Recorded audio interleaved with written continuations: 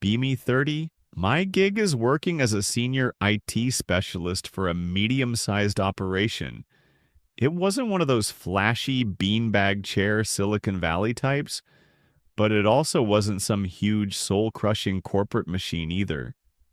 It was just your standard 9 to 5 kind of place where you showed up, handled your responsibilities, collected your check, and bounced. Nothing more, nothing less. My small territory within that company was the information technology department itself. There were 5 of us all together, and yeah, we were all dudes. It wasn't some deliberate policy or anything, that's just how the recruitment process shook out over the years.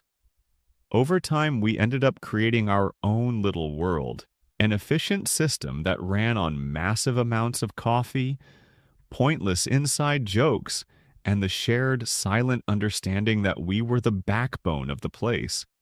Essentially digital plumbers preventing a total system collapse. Our manager, who I'll refer to as James, was definitely a classic old-school leader. His management philosophy was incredibly simple. As long as the network stayed online and the support queue didn't overflow, he had no interest in the finer details. He gave us plenty of space, and in return, we always ensured the work got done, no complaints. Honestly, it was the perfect professional arrangement you could ask for. The overall mood in our specific section was always super laid back. We talked about everything under the sun, whether it was the latest powerful graphics card, weekend construction projects, weird obscure tech articles, you name it. It was so easygoing. It actually made those long workdays fly by a little faster. If any one of us got bogged down in some seriously difficult technical snag, the other guys would naturally just migrate to his desk without a word. We'd have 2 or 3 of us leaning in, throwing out ideas and suggestions, and we wouldn't let up until someone nailed the fix. We never once had to schedule some official team meeting or create a formal brainstorming session. It was just simple, effective, practical teamwork that genuinely delivered results. We grabbed lunch together nearly every single day, too. It wasn't mandatory, but the truth is, we all genuinely looked forward to that downtime. That half hour was our chance to take a breath, vent about whatever awful new company-wide software update was making our lives miserable, or discuss some movie we'd seen the night before. It felt relaxed. It felt predictable. Honestly, it was pretty much the closest thing to a small professional fraternity. We delivered serious results. We respected everyone's space, and nobody ever brought any unnecessary personal drama into the department. It was the kind of work setting everyone claims they want, but almost never finds. Then one morning, everything changed. I can still picture that Monday perfectly. I'm pretty sure it was late spring, maybe early summer, because the office air conditioning was already struggling to keep up with the outdoor heat. James called all 5 of us into one of the smaller meeting rooms. Standing right next to him was a woman who looked maybe a couple of years younger than I was. He introduced her as Jessica, explaining that she was the new marketing manager. According to James, she was hired to streamline communications between their creative folks and our technical staff, which, if you translate corporate speak to English, meant our current workload was about to get a whole lot heavier. My initial read on Jessica was honestly pretty severe. She had this intense aura about her, all sharp edges and stiff posture, scanning the conference room like she walked in anticipating a brawl. She was almost too put together. Crisp business suit, hair sprayed into submission, gripping her iPad against her chest like it was Captain America's shield. Zero smiles either. She just gave the group a tight, jerky nod. It was that classic, awkward, I don't know you people, but let's pretend we're colleagues dance. When my turn came up, I rolled out my standard greeting. I'm Mike, IT department. If it involves lines of code, I'm usually your guy.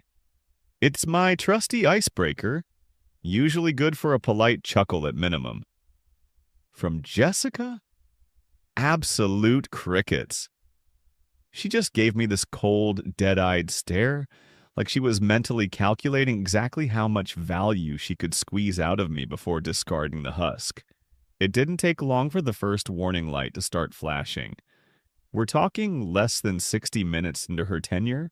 One of the guys on the team, let's call him Chris, is a bit younger than me, but an absolute wizard when it comes to database management. He was attempting to explain to Jessica why her demand for live, real-time analytics on a massive petabyte-sized data set was physically impossible with our current hardware. Now, keep in mind, I do this for a living. Hearing someone ask for petabytes of live data for a generic web banner is laughable.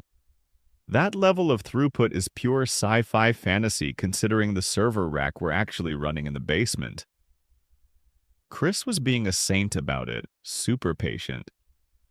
He started using basic analogies, talking about water pressure, pipe size, flow rates, just trying to help her visualize how bandwidth limits actually function in the real world. He was genuinely trying to meet her halfway so she understood the constraints. Suddenly, she threw her hand up like a traffic cop. It was such a sharp, sudden movement that Chris choked on his words mid-sentence. She cut right in, announcing that she held a university degree and grasped the concept of data flow just fine. Thank you very much. She explicitly told him she didn't need him condescending to her by dumbing it down. That accusation just sucked the oxygen right out of the room. The silence was heavy. You could feel the vibe shift instantly, like the air pressure dropped before a storm. Chris blinked rapidly, face flushing bright red. He mumbled some apology he definitely didn't need to make, and retreated back to his notebook, completely shut down. The rest of the hour was painful, just dragging along in this icy, rigid formality. That natural chemistry and easy teamwork we usually had. Gone. Replaced by a tension thick enough to cut with a knife. We all felt it. Everyone knew this wasn't about tech specs or data. It was a dominance display. She'd stepped way over the line on day one. Once we finally broke up and shuffled back to our cubicles, nobody spoke. For a crew that usually banters constantly, the silence was deafening. That single interaction basically wrote the script for the misery of the next few weeks. Turns out Jessica had a hypersensitive radar for office politics, but only in one very specific direction. She viewed everything through this filter of hunting down toxic masculinity. It felt like she had this invisible scanner running 24/7, just waiting for one of us to slip up so she could pounce on a technicality. One morning, a buddy of mine walks in, coffee in hand, and gives a cheerful, "Morning, guys," to the whole room, Jessica included. Just a standard, friendly greeting, right? By 2 p.m., the entire department gets a mass email from her with a link to some blog post about the importance of gender-neutral language in corporate spaces. She didn't name him, but the target on his back was painted in neon. Poor dude felt like garbage for the rest of the day, even though he literally just said hello. He was just trying to be polite, and she made it into a federal offense. After that, the whole vibe shifted.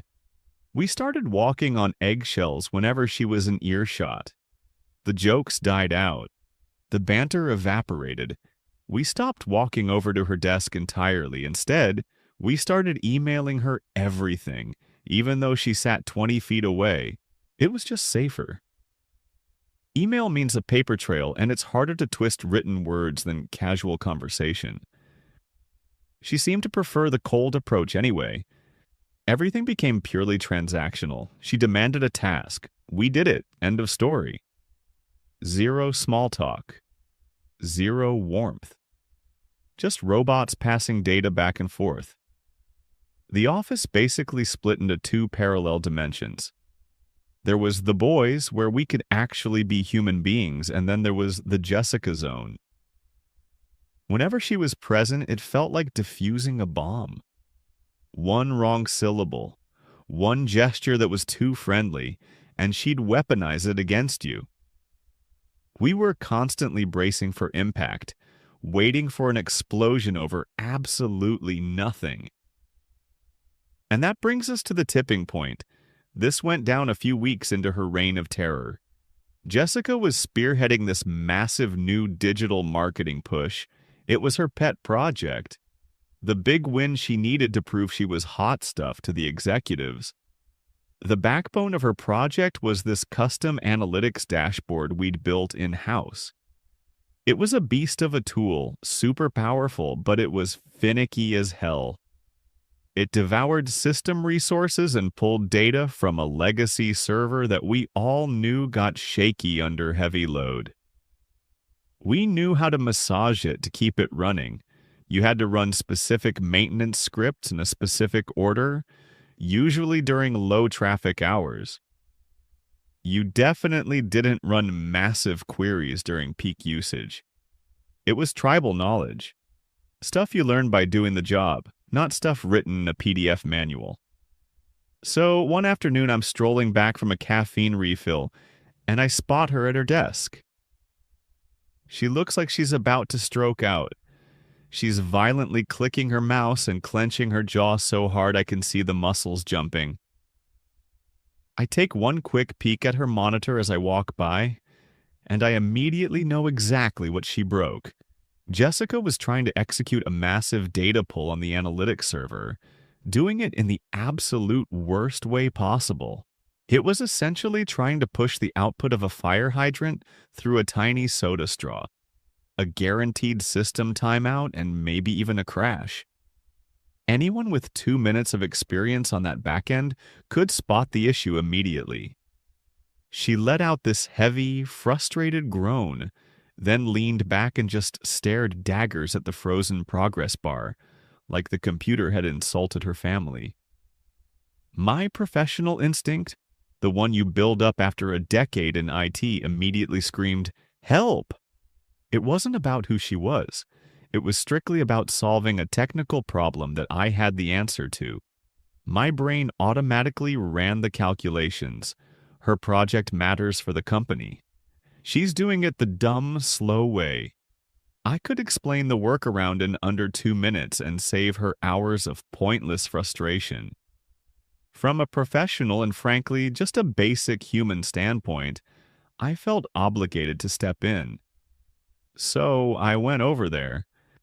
I made sure to stand a reasonable distance from her desk, the absolute opposite of hovering, not wanting to trigger her personal space alarm. I kept my voice totally casual and helpful. "Hey, Jessica," I started. "Looks like that analytics server is giving you some grief." She pivoted in her chair. Her face was a perfect blank slate. No frustration, no relief, just an unreadable wall. I kept talking, nodding toward the monitor. "Yeah, that specific issue crops up a lot," I explained. "The system bogs down hard if you try to chew off that huge data chunk all at once." I explained the workaround. There's a way faster method if you just cache the request first, then run the actual data pull. Second, I added, if you want, I can pull up the command line and show you exactly what to type. That was the entire pitch. No lecture, no superiority complex. I was genuinely trying to do my job, which is literally ensuring the technology actually works for the people using it. She just stared at me for maybe 3 seconds, her eyes tightening up a fraction. Then, in this quiet, bone-chillingly cold voice, she stated that she was perfectly capable of handling her responsibilities. She informed me that she had not requested my assistance and that my unsolicited offer to show her how to do something was incredibly condescending. Finally, she finished by stating that my standing there was disrupting her concentration and that I needed to return to my station. I was absolutely floored, completely blindsided. It felt exactly like trying to toss a life preserver to someone drowning and having them snap at you for trying to steal their water. My cheeks burned red with sudden embarrassment and anger. All I could do was raise my hands in the universal gesture for "I am retreating" and mutter, "All right, no problem. My mistake." I did the walk of shame back to my cube, intensely conscious that the other four dudes in the department had just witnessed the entire humiliating spectacle. I could practically feel their sympathy-pity stares drilling into the back of my head. I sat down, launched some random useless background program, and just stared at the screen, mentally rewinding the whole messed-up conversation. I knew I hadn't been condescending. I wasn't pushy. I was only trying to be genuinely helpful. But she reacted with the outrage reserved for someone who just keyed her car. That was the line drawn in the sand. I decided right then, fine. No more Mr. Nice Guy. Jessica gets zero help from me unless she files a formal written support ticket through the proper bureaucratic pipeline. If she wants to spend 3 hours fighting a known bug instead of fixing it in 3 minutes, that's her problem now. I threw my headphones on and tried to look busy, but inside I was just absolutely burning with rage. The very next morning, I checked my inbox and my stomach just hit the floor. An email from Human Resources. Subject line, official request for meeting. Absolutely not good. It was polite but vague corporate trash. They wanted me in that afternoon to meet with James, the manager, and some HR rep to discuss workplace interactions. I didn't need a translator. I knew I was in deep water. The rest of the morning was pure agony. Dread and anxiety twisting my insides into a knot. I kept rerunning the exact conversation, desperately searching for the one offensive word I might have used. I found nothing. I was only trying to help. When the clock finally hit the appointment time, I walked into James's office. He was already perched on the edge of his chair, fidgeting like he wanted to be anywhere else. Sitting next to him was the HR representative, I'll call her Sarah, someone I only usually saw in mandatory compliance videos.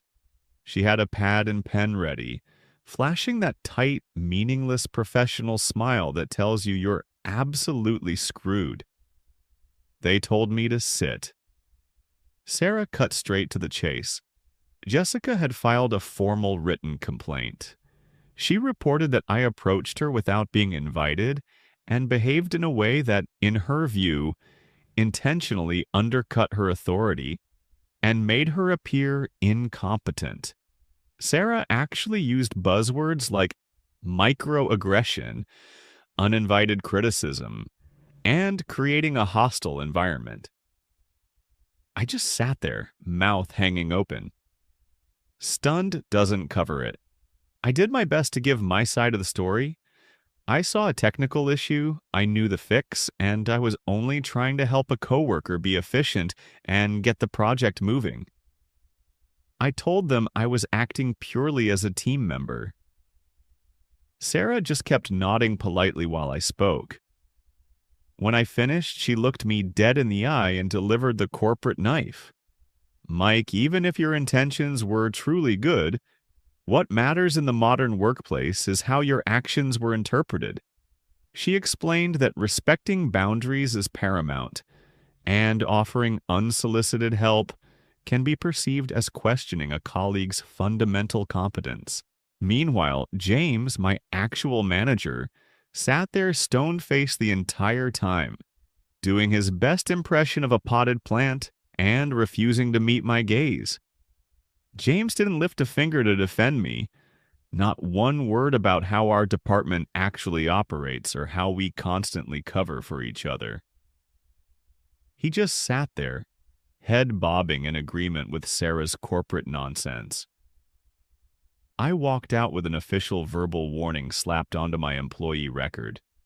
The final instruction: my every interaction with Jessica was now required to be strictly professional. Stepping out of that room was like taking a physical slap across the cheek. It wasn't even about the stupid warning notice. It was the crushing feeling that the professional identity I'd built, the reliable guy who fixes problems, had just been trashed. The whole corporate machine, which should have been neutral, swallowed her side of the story whole. My professional intention meant absolutely nothing compared to her subjective feelings. I went back to my chair and just sat there, frozen. The guys didn't need to ask, they could read the disaster on my face. After quitting time, we all immediately headed to our regular bar down the street.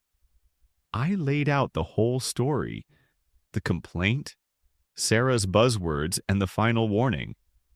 As they listened, their sympathy quickly curdled into pure anger. They were furious for me, sure, but they were also scared for themselves. They realized they were all just one act of kindness away from getting dragged into HR over some phantom, hostile environment charge. Our comfortable, friendly little environment wasn't real. It was fragile, built on thin ice. And one single person who knew how to leverage corporate policy had completely shattered it. We knew we couldn't keep doing this job walking on eggshells. We had to create a defense. That's when the new plan was hatched. It wasn't about revenge, it was a pure, cold-blooded survival strategy. The plan was deceptively simple, born not of malice, but of the grim necessity to protect our livelihoods. We officially dubbed it the Professionalism Protocol. The core idea: Jessica demanded a workplace where rules were followed to the letter, right? Fine. That's exactly what she was going to get. Every single corporate rule, policy, and documented procedure would be followed with chilling accuracy. Zero casual chats. Zero friendly, unsolicited advice. Zero 5-minute desk favors. Every single request she made had to be documented. If she needed us, no matter how small the task, she needed to submit a formal, detailed IT request ticket. If she just had a simple question, it had to be via email. No more swinging by the desk for a, "Hey, can you help me for a sec?" We agreed to be impeccably polite. We would be flawlessly professional. But we would also be completely useless in any situation that fell outside the documented scope of our job. All those small tricks, those shortcuts, the tribal knowledge that kept the place running smoothly, that was now our reserved advantage. It was for the team only. We shook on this pact over a second round of cold beers. There were no high fives. It felt more like sealing up the hatches on a ship before a major storm. The next day, the change was immediate. The office atmosphere was suddenly colder, sharper. Jessica walked in. As she passed the IT area, all 5 of us collectively gave her the same polite, non-committal head nod. No good morning, no small talk, just a cold nod. She barely seemed to register the shift, or maybe she just hit it well. The first real test came mid-morning. She stopped at the desk of Chris, the database specialist she had accused of talking down to her on her very first day. She started asking him about some specific sales metrics she needed. Chris let her lay out the whole request, then looked up from his screen with a perfectly neutral, bland expression. Calm, professional, and completely robotic, he told her. That is a truly excellent question. To ensure it is properly tracked and prioritized, you'll need to submit a ticket through the official support portal. She just froze there, blinking a couple of times. There was absolutely nothing she could argue with. It was standard, company-approved policy. She looked mildly irritated, but without a word she spun around and went back to her cubicle. We heard the click-clack of her keyboard a few minutes later. The ticket was filed. Chris processed the request and sent the answer through the official ticketing system about an hour later. A simple conversation that would have taken 30 seconds of casual chat was now a fully documented, 60-minute bureaucratic procedure. The rest of the day was exactly the same. Every time she tried to open her mouth for a verbal interaction, she was smoothly and politely pointed back to the official corporate channels. We basically turned into human autoresponders, impeccably polite, technically efficient, and completely devoid of personality. Initially, she looked almost smug, like this was the pristine environment she'd always wanted.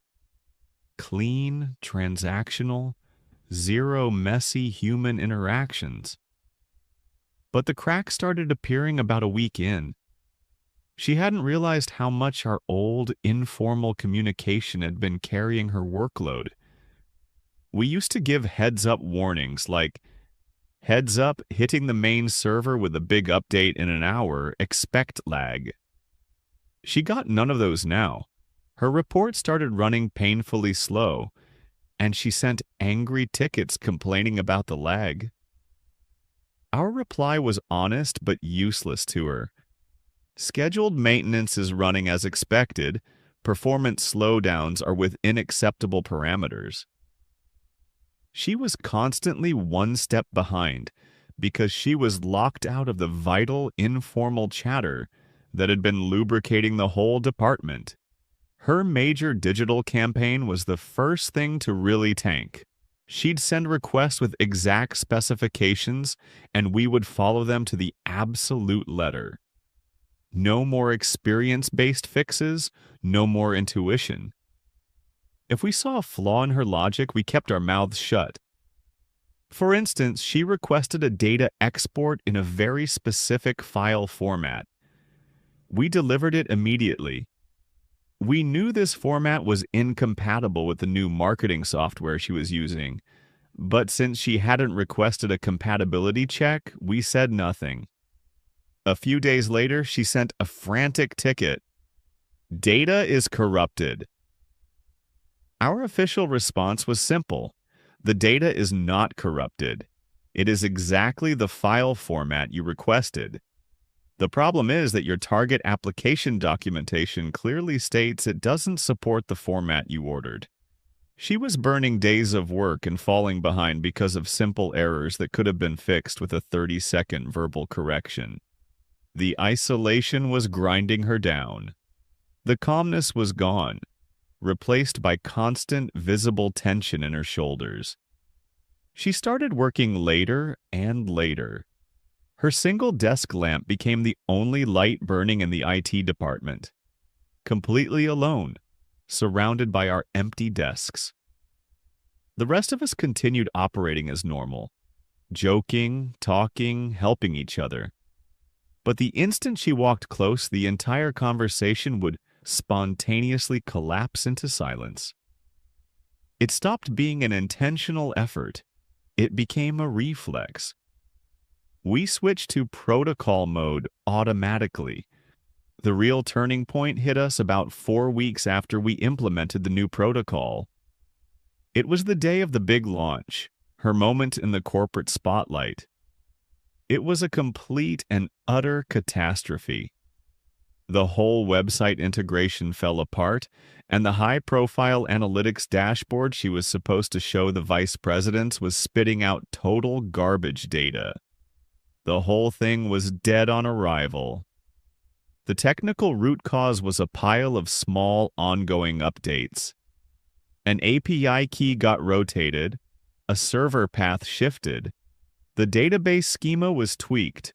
All this critical information was shared constantly via our usual quick, informal team chats and internal emails. Jessica was specifically not on any of those important chains. She had zero insight.